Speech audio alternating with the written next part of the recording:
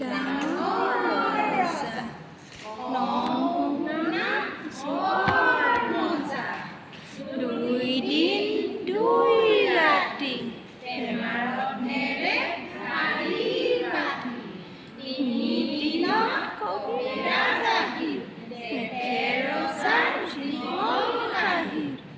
4